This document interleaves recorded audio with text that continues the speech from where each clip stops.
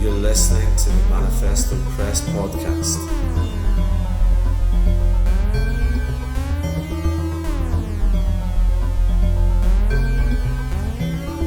You're listening to the Manifesto Press podcast.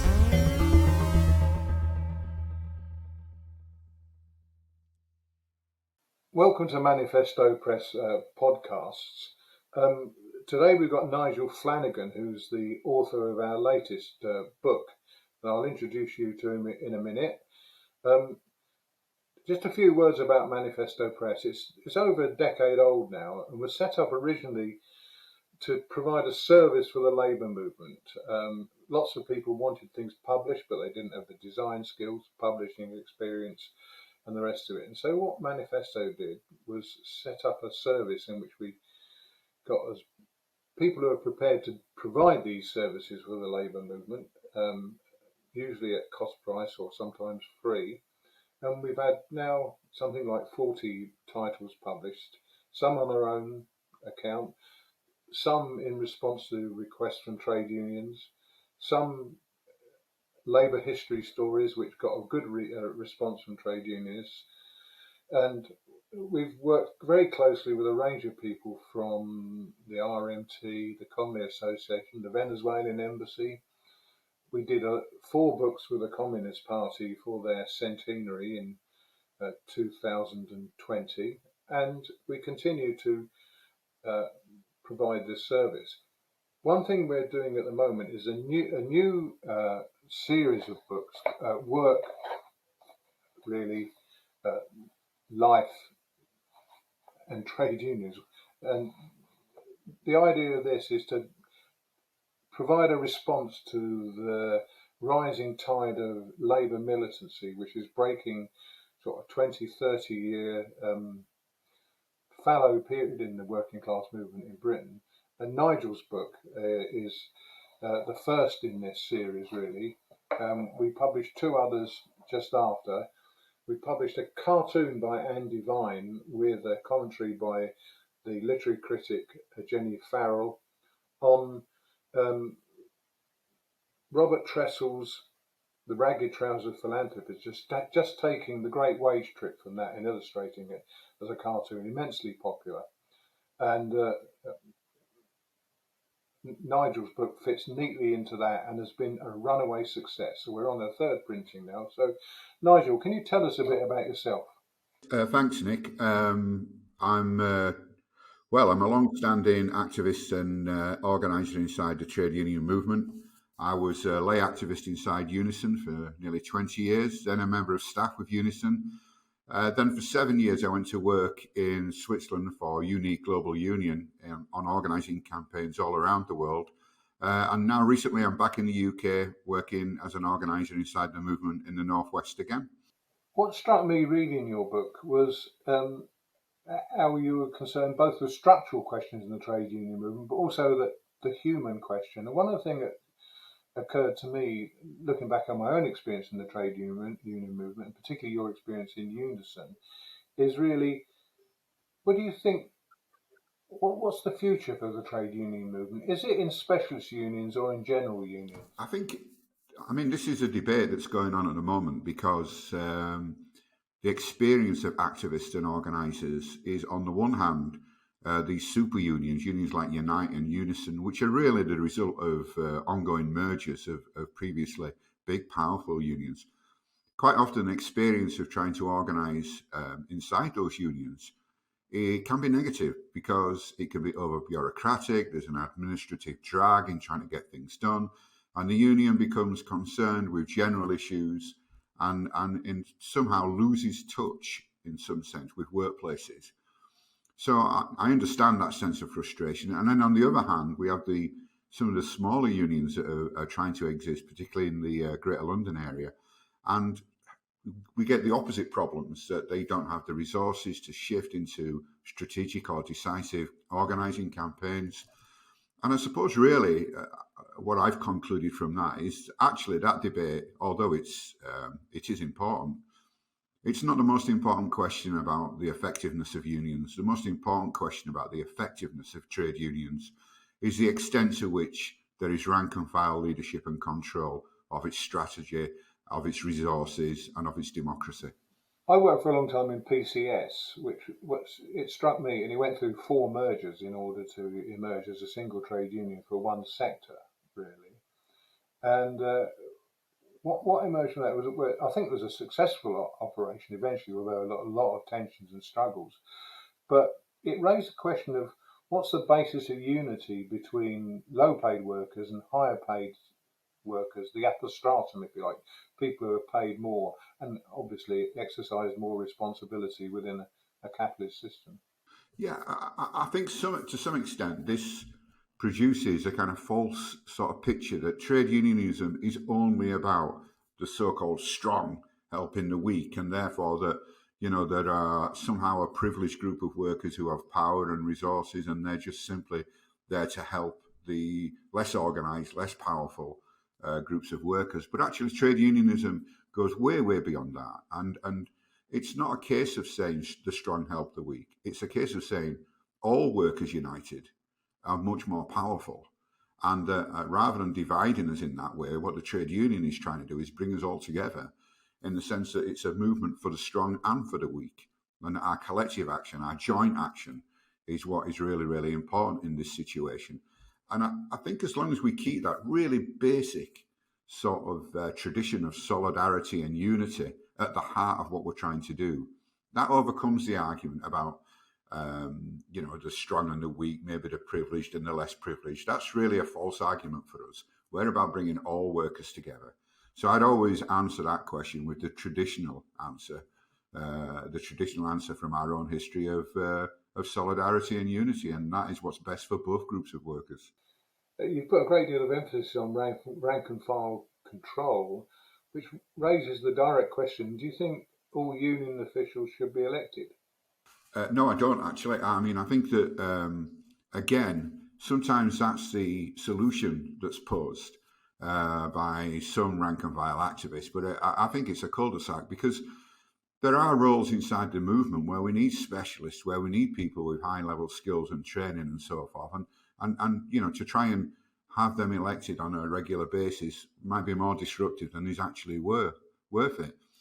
But the real question is the extent to which the rank and file and the members control their union. And that is not necessarily facilitated by having everybody up for election. What is more important is where the decisions are made, and the people who make those decisions, are they accountable to the rank and file and to the members? And that's the effort that we've got to put in, is to making sure that the structures are accountable, that the leadership are elected and accountable, and that therefore the question of who gets elected and who doesn't get elected, although it's part of that debate, it's not a kind of broad brush, this is the solution. It creates a false situation to see it in that way. Better to see that the General Secretary and the National Executive are elected, that the members are taking part in the democratic elections, and that those people are accountable to the rank and file leadership and to the lay membership. And that's more important than whether or not certain people in certain posts are always going to be up for re-election. Good point. I mean, what's unique about your experience is the range of settings in which you've operated. And I was particularly impressed with your account of organising in third world countries. And that immediately raises the question, what do you think third world unions can teach us? I think they can teach us a great deal. And I think that the problem is at the moment is that the assumption is that we can teach them a great deal, which in my experience is actually mostly the wrong way around. What we do find is trade unions, they're not operating in some kind of dusty, scruffy kind of third world environment as sort of pictured in the minds of the West. They're often operating in cities like Nairobi and Casablanca, which are sophisticated cities with very advanced economies. And that the challenges that those trade unions face there are exactly the same challenges that we're facing, for example, in Liverpool or Manchester or London or Berlin or wherever, anywhere across Europe. The difference often is the extent to which that the trade unions are not tied up in the paraphernalia of social democracy, of sort of joint partnership notions, of the idea that the interests of the company can always supersede the interests of the class as a general movement. And I think because those unions are in many cases facing more, let's be honest, quite violent and oppressive systems, they tend to rely on the basics, and their basics are the resources and their organising efforts are concentrated on building power. And that focus on building power without the employment of hundreds of organisers, without all the various councils and joint partnership committees that they would be asked to attend in the European Union, for example, that simplicity is something that we could definitely learn from. And just one example I want to use, Nick, is only 2 years ago now, the Indian trade unions organised the biggest general strike in the history of the world. Over 250 million workers were on strike in India. Now, given what we know about the Indian political system and the government, that's quite a remarkable achievement. But we don't get people flooding to India to speak to comrades in India and say, how did you organise that? What was the impact? What can we learn from what you did? And I think that illustrates more than anything how things are the wrong way around. It's part of the colonial mindset that still exists out there, that somehow we're the ones who can teach them. Actually, they're the ones who can teach us. Well, what you've done there, of course, is answered my next question, which is what we can teach them. I want to move over to a contemporary issue now, which you can probably throw some light on.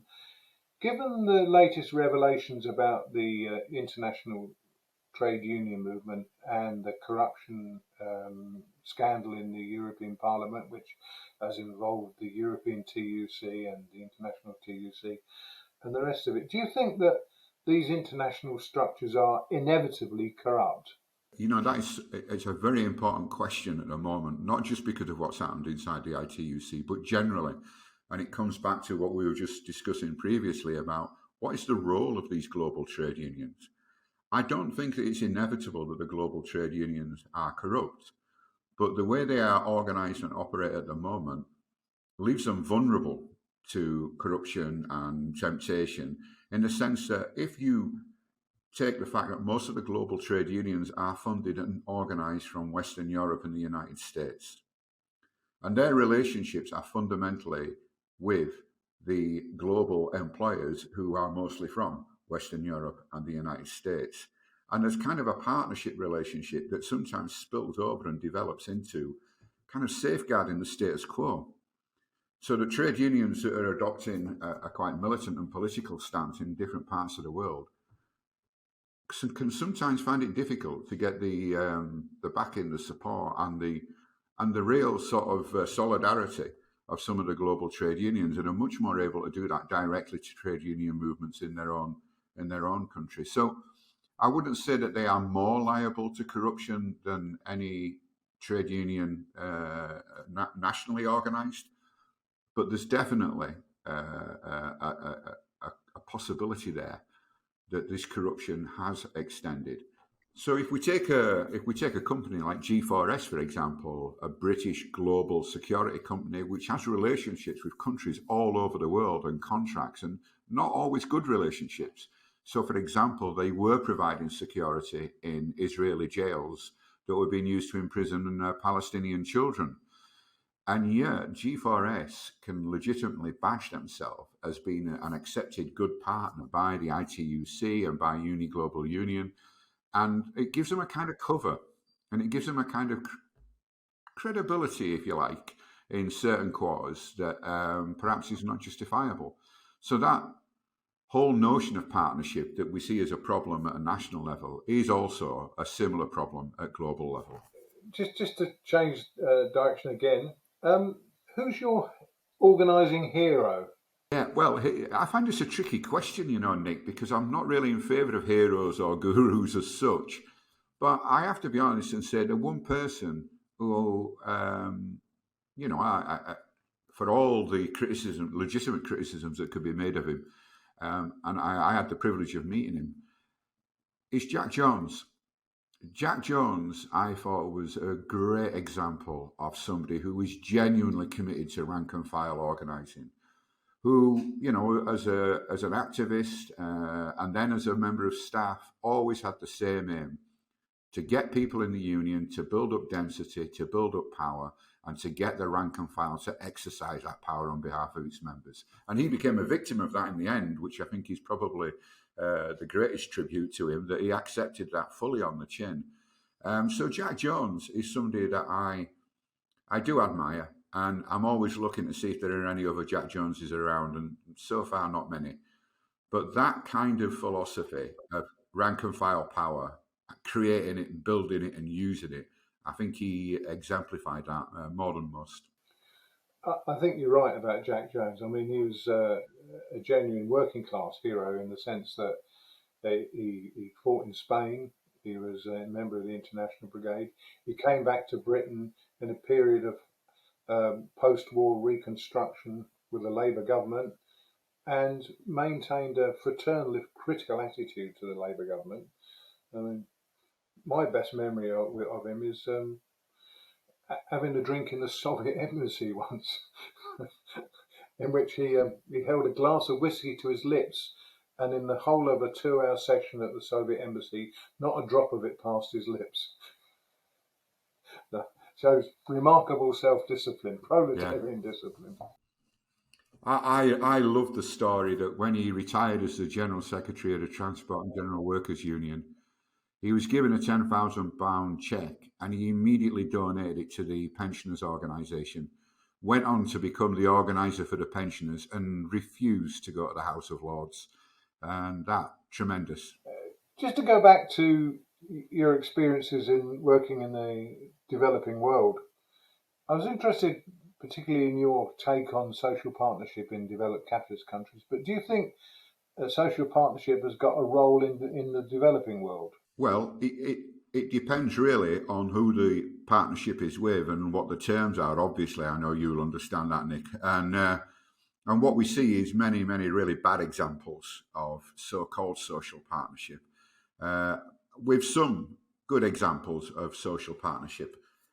But I suppose in general terms, what I would say is that the pitfalls of social partnership are there, as they are in the West, as they are in the United States, and are potentially a strength of weakness for the trade union movement. If the social partnership is about putting national or company interests before the interests of the workforce, we know that can be that can be doomed to failure, because the employer or the government will always rely on the fact that the national and employer interests will be able to trump, so to speak, I hate to use that word, the needs of the workforce. And so, therefore, what we find is that most of the trade union movement in the continent of Africa, for example, will use social partnership as a means of getting their foot in the door. And I think that that's legitimate. That they may enter into alliances with some companies in order to try and unionise a sector that is particularly difficult to organise. And my own experience of that was the security sector and the cleaning sector. So I think partnership is it's not necessarily a philosophy for trade unions, but it is a strategic option in certain circumstances. And some trade unions have used that. So, for example, the ANC and COSATU have worked through a very, very difficult period in trying to maintain a partnership in the reorganisation of the South African economy and the building of a democratic movement there. And that is what I would call an example of a legitimate social partnership. The trade unions coming together with a progressive government and some companies in order to improve the society in which they live.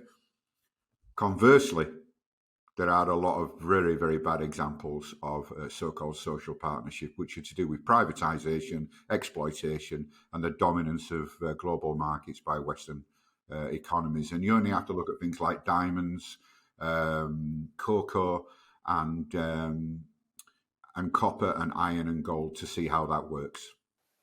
It rather brings up sharply the example you gave of the general strike in India.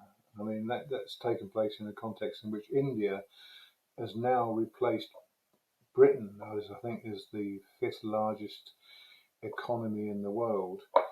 And of course, millions of trade unionists in India belong not to the International Confederation of Free Trade Unions and its sort of Cold War successors, but to the class struggle World Federation of Trade Unions, which organises mostly in the Third World, formerly in the socialist countries, and is committed, if you like, to a more intransigent relationship with the employers than the trade unions, mostly in the developed capitalist countries. So I really wanted to ask you the question, do you think the WFTU and the ICTU can cooperate, or is it, are the differences irreconcilable? I think they have to cooperate. I think that they can and that they should. If we take the example of Amazon, so Amazon is a global company that's spreading all over the world, and not just in its own right, but every global company that wants to succeed wants to be Amazon. And Amazon is truly global and is extremely anti-trade union. And what that inevitably means is that it will be seeking to break the power of trade unions in many, many different parts of the world. And therefore, I think it's really important that the two global union federations come together about Amazon and start to deal with Amazon in purely trade union terms. The difficulty will arise, of course, if the ITUC and Uniglobal and others insist that the solution is to win some kind of neutrality and partnership with Amazon, whereas our comrades in the International Federation will be seeking to curtail the power of Amazon. Well, that will become a difficulty, but actually, at the moment where we stand just now, it would be quite a nice difficulty to have, which would be to decide how we finally curb the power of Amazon. At the moment, we have to get organised in Amazon, and we have to be able to do it in every part of the world that Amazon operates, not just in Western Europe and the United States. When Amazon breaks into big global markets like Brazil and Mexico, parts of Africa, etc., in Southeast Asia, especially India, we want to be linked together and organising against that expansion. And I think it's incumbent on the ITUC to recognise that they cannot just insist that the only way of doing this is through a very, very flimsy legal framework, a kind of global recognition agreement that just puts a badge on the company, and so-called legal claims in Western Europe or wherever. It has to be done by organised power. And organised power means confrontation and taking them on, and we have to be able to do that.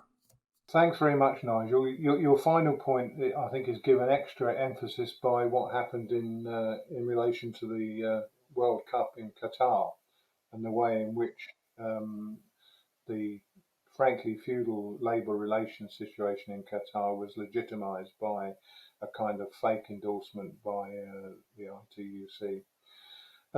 Thanks very much, Nigel. Can I just say to our listeners and viewers that Nigel's available to do promotional meetings with the book up and down the country. It's been very successful, and I think we're looking forward to actually a fourth printing of it sooner or later, because the thing is flying off the shelves, and trade union branches are actually buying it in bulk for their education classes. Can I just direct people's attention to Manifesto's website, really newly reconstructed, and in addition to the potential in Britain for people to buy books, the softback books we publish, the physical object, we've also introduced a new facility to download EPUBs, which means that we can break through the price barrier that the international postal system imposes on small publishers, and people can download almost all of our texts for a reduced price. So we're aiming to get across to a global audience, and we're entering into various partnerships with our colleagues and comrades around the world. Among the things that the new website promotes is Manifesto's new line in apparel. So can I just give you an example of this latest garment? It's in a variety of sizes, available both for middle-aged and elderly and overweight trade unionists, and also for slim, listen, younger trade unionists who are gracing our picket lines in their thousands. Thanks very much. That's and look forward to our next podcast, which will be on Doc Rich's book, Marx Work in the 21st Century, which is in our Work, Class and Union series. Thanks very much.